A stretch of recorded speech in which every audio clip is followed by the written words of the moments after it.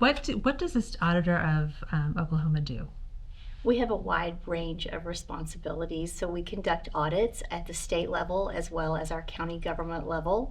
And then also, upon request, we conduct investigative audits of our cities and school districts. Very good. So you have a lot of responsibilities, it sounds like. Yes, the citizens of Oklahoma depend on us to get accurate information and to hold government accountable. That is, in fact, our mission statement: hold government accountable. I love it. I love it. We need more of that, right? Yes.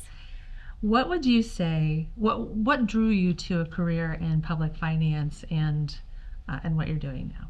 Well, I never wanted to be an accountant. I wanted to be an attorney because I thought that would be a fascinating career.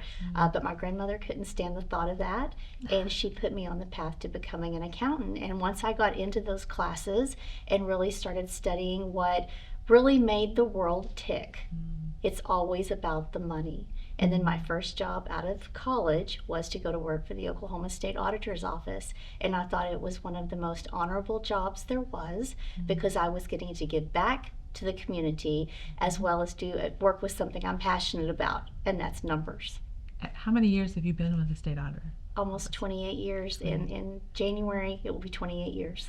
That's quite a tenure that you don't see in today's society, that there's just so the longevity and the commitment to the state of Oklahoma is very admirable. So thank you for your service.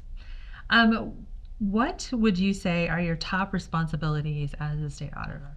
The first responsibility I have is to make sure that the money government is spending is spent in compliance with the law and it's spent efficiently.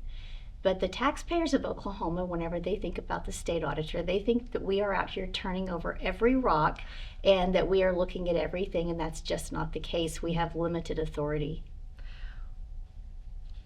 Smart Women, Smart Money, a priority of ours is financial literacy. We want money to be something that is accessible, thought of trying something new or changing the way you've looked at how you manage your money.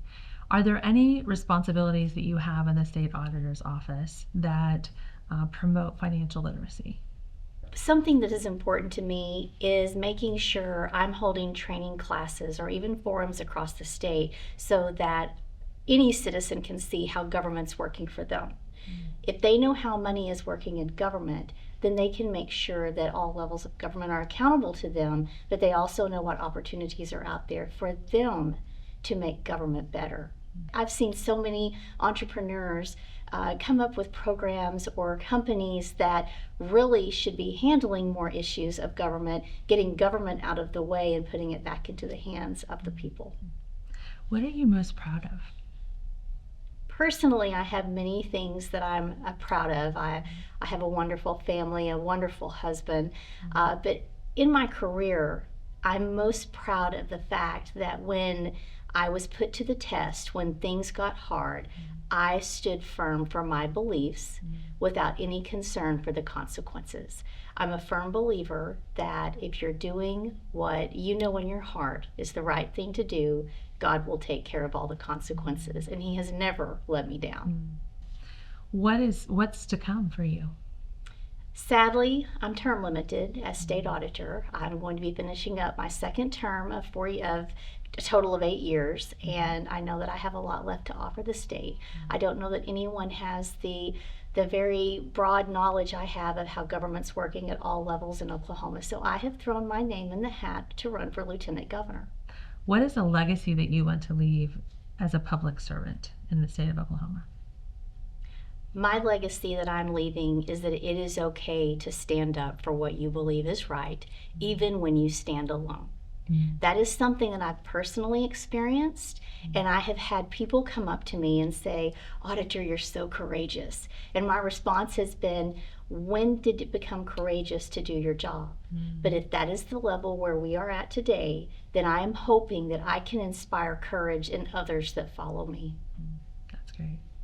So thinking back to how you look at finances and money and the importance of being responsible with finances, what would you tell your younger self, or maybe the next generation, or maybe something you've taught your children about financial management and spending and saving and the importance of all of that, what would you tell them? It is important to not get caught up in keeping up with the Joneses. It is important to set aside your own savings. Don't expect government to come to your rescue. It is up to you to be personally responsible. And whenever you find yourself being personally responsible with your finances, you will find yourself growing. You will have opportunities. And that's what this is all about. I am a conservative Christian. I believe in free market principles, low taxes, limited regulations. I want government out of my way. That is the way to true freedom. You've had a vast career in this financial world, and you have a commitment as a public servant. What else do we want to know about Cindy Byrd?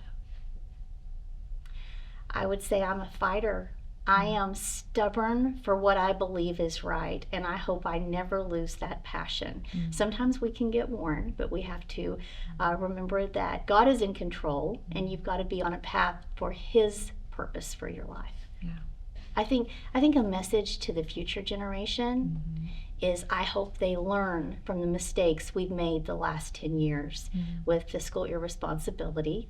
I hope that they understand that really staying true to those conservative principles is what this nation needs, and we are counting on them to help us get this course plotted correctly.